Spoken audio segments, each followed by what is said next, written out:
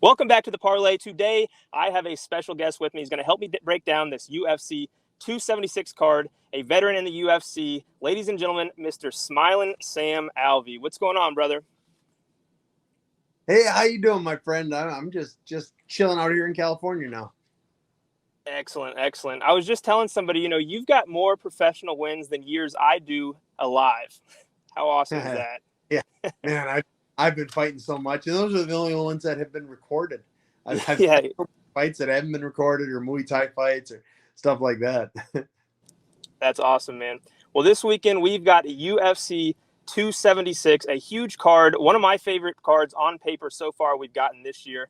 Hopefully it can follow up some of these cards we've had recently. We've had some amazing fights, but this one seems special. What are your thoughts on this card? Is there a fight you're looking forward to the most, or what's going on? Yeah, there's a lot of big names on this card, so that's always fun. But yeah, Sean Strickland's a good friend of mine. That's the fight I'm looking forward to most. I wish it was 5 rounds. I think 5 rounds would really put a stamp on him getting the title shot. But I'm excited for 3 rounds of it. Absolutely. And one fight that got scrapped, Lauren Murphy versus Miesha Tate, no longer on the card, and it's kind of been every fight got bumped up. So our first fight of the night, we're going to have Brad Riddell taking on Jalen Turner.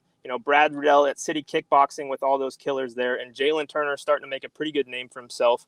How do you see this fight going between these two?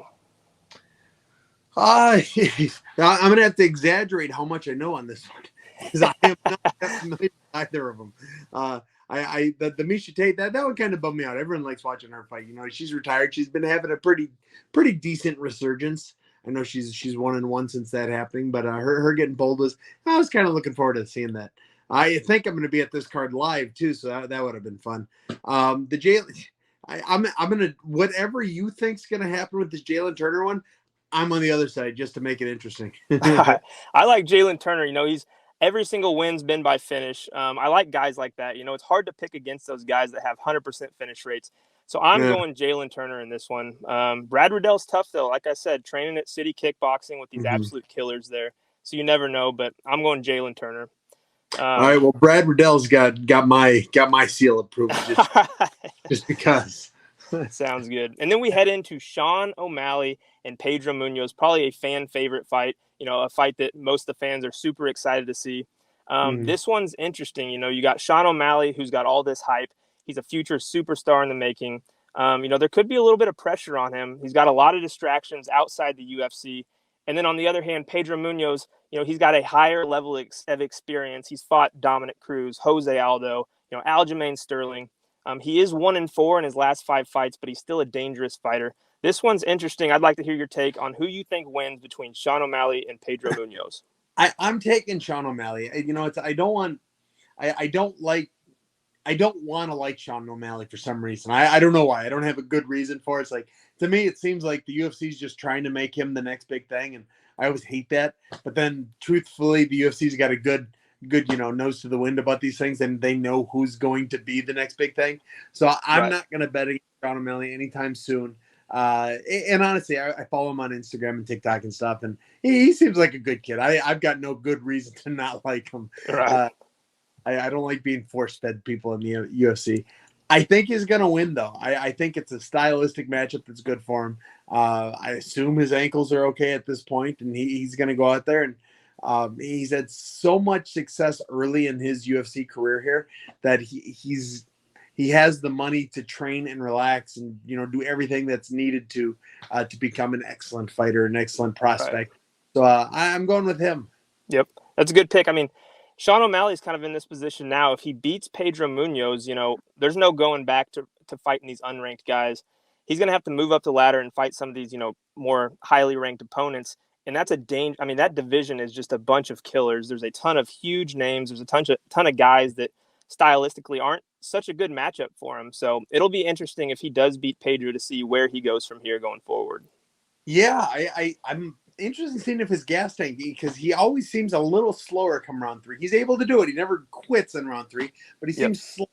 And I would like to see somebody that can push him, that can really drag him down, and see what happens in round 3 with him. Right. And then heading into the fight I've heard you talk about, a few times already. You said it's your boy, Sean Strickland and Alex Pereira. This is such an interesting fight to me. Sean Strickland's a vet, 6-fight win streak, all this experience. I think he's 12-3 in the UFC. And then you got Mhm. Alex, who, he's knocked out Israel Adesanya. That's where a lot of people, got this hype build for him, is that he's knocked out Izzy. But, he's only had 6 fights in MMA so far. So you haven't Mhm. really seen how his kickboxing game has translated to MMA, because he hasn't fought some of these higher level guys in this division, but he's got one in front of him on Saturday in Sean Strickland. Yeah, when I heard Sean accepted this fight, I called and asked him why. Why? He's unranked. He's, it's just a fight that they kind of, I assume somebody wants you to lose so they can make Izzy versus him. And it just surprised me. Uh, but the same thing I said, and plus it's kind of, and my social media disagrees with me, but I think it's an easy fight for Sean. I think Sean is such high volume, such good distance control, and I don't know that he's going to, but Sean has some of the better jiu-jitsu and ground game in the middleweight division. He doesn't use it because he cusses about it. Yeah, it's where I don't want to repeat what he says, but he doesn't like using it. Yeah. But it usually doesn't have to. I think his pressure is going to be just too high. Kickboxers tend to try and slow down a fight, try and get their big. Sean's just a constant in your face kind of guy. I know he's got a reach disadvantage against this fella, and this guy's got a wealth of experience kickboxing. But Sean's one of those guys. He goes into the boxing gyms and beats all the boxers. He goes into these kickboxing gyms and beats all the kickboxers. So we'll see if he shows up. But in the practice room, I don't think Sean's beatable.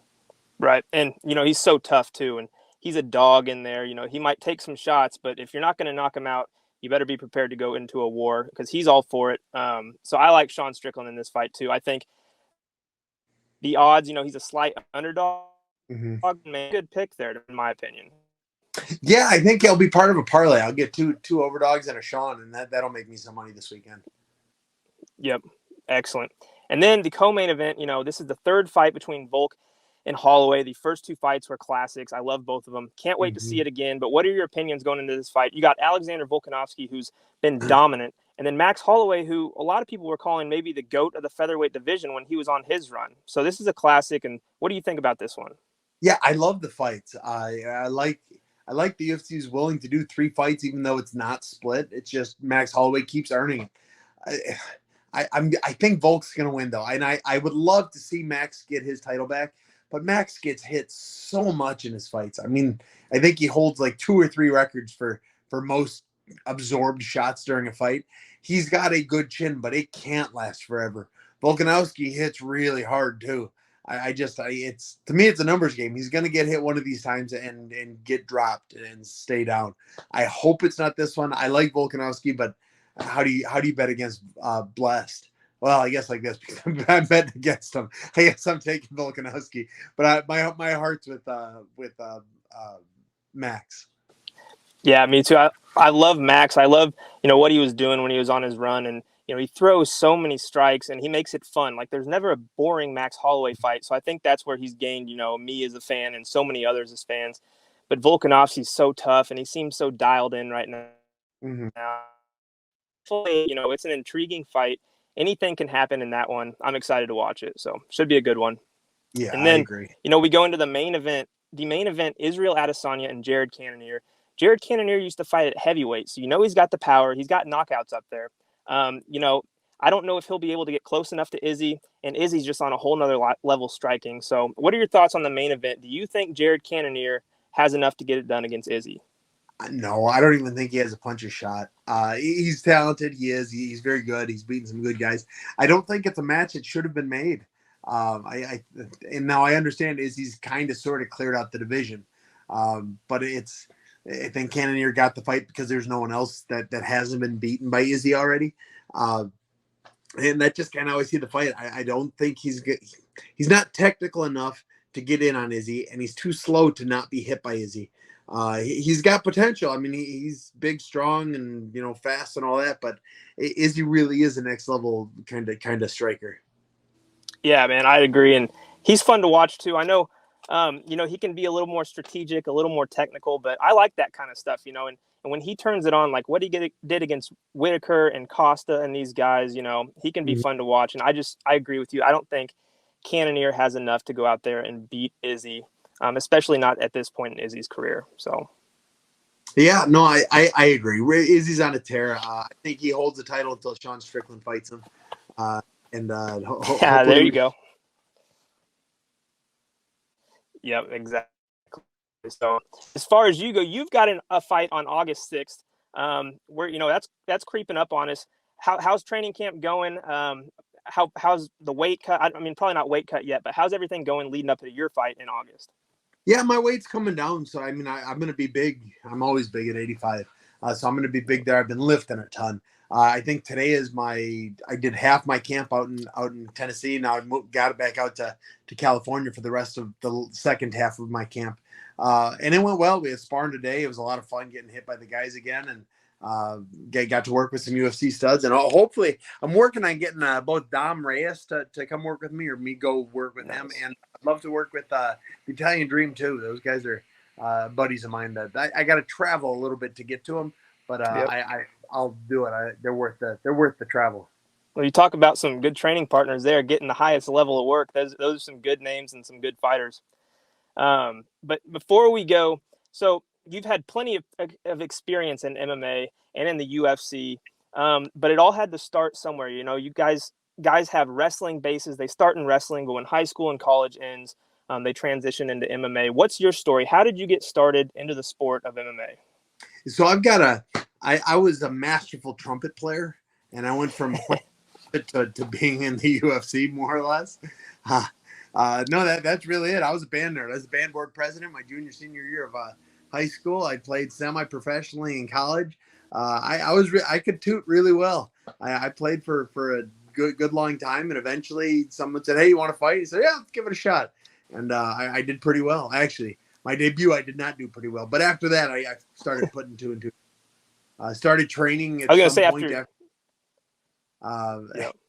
That's why, if you watch me fight, I do a lot of things really ugly. It's because the first 4 years of my career, I was my own head coach. I just made it up as I went.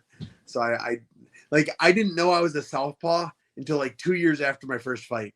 It just, "Why do you stand that way?" Or he said, what do you mean?" He said, "Well, you're backwards." I said, "Oh, okay." That's awesome. Yeah, and so I just had a good time. I didn't make any money at the beginning. I made almost no money at the beginning, but I made no money playing trumpet. So I made I'll fight instead. Yep, that's awesome. And you were a father of 4, correct? 6, father of 6. 6. I don't know where I got 4 from. I had 4 at one point. That's crazy. No, yeah, exactly. So 6 kids. Do they know what dad does? Do they watch? Oh, they're front row and center every fight Awesome. they're hoping they get to this last one. It is my last fight on my contract, and we win. When I win, UFC and I will probably go different ways, but we'll see. I would love to stick with them, and we'll see what they're offering and what I can talk to them about. But yeah, that my kids, I'm trying to get them there. That's awesome. That's awesome. And last thing, to a kid who's coming up and thinking of high school kids and younger, what's your advice to them as someone who's interested in the sport and looking to train and really get into it? What's your advice to them? Wrestle. More important than absolutely anything else. Don't worry about jiu-jitsu. Don't worry about striking. Wrestle. When you are out of high school, maybe if you go on to college, that's the last time you're going to get better at wrestling. You will have wrestling throughout your career. Like you'll have wrestling practice and you'll wrestle with some good dudes. But the only time where you're going to work 2 to 4 hours a day on wrestling is in school. Wrestle.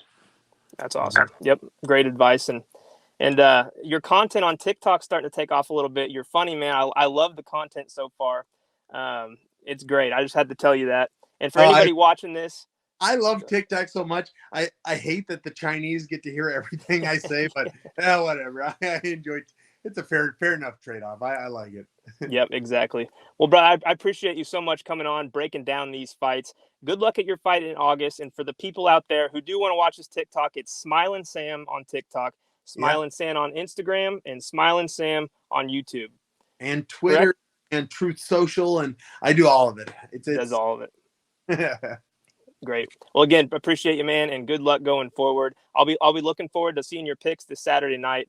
Hopefully you picked a great 5-0 card. It's tough to do in this betting sport, but again, thanks so much for coming on, man. Oh, absolutely, my friend. We'll talk to you again. Yep, absolutely. All right, catch you later, my friend. Yep, you too.